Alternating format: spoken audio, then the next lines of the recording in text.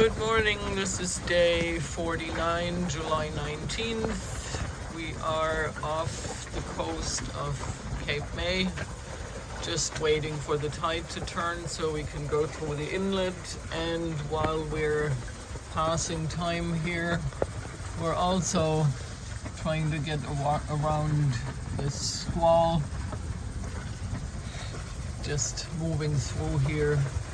Not terribly bad, it's just bringing a little rain to us and a little wind gust, which would have been nice last night because we had almost nothing.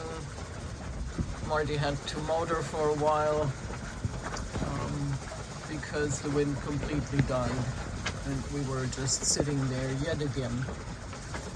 So this would have been much more helpful earlier, but oh well, we take what comes.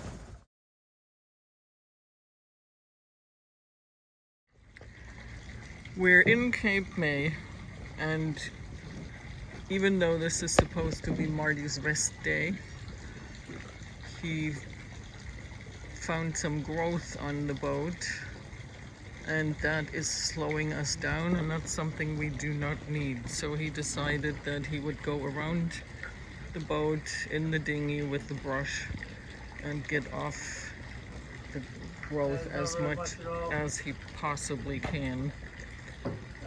But it seems like it looked worse than it actually is, which is good news.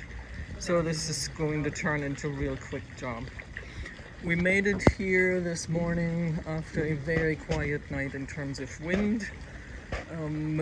Right when we got to the inlet, well, we wanted to just hang out and drift until the tide turned into our favor.